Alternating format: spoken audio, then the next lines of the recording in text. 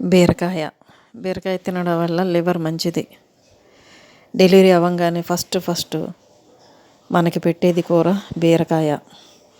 చాలా ఓపిక వస్తుంది, తొందరగా రికవరీ అవుతాం. డెలివరీకి సంబంధించిన పుళ్ళన్నీ తగ్గిస్తుంది.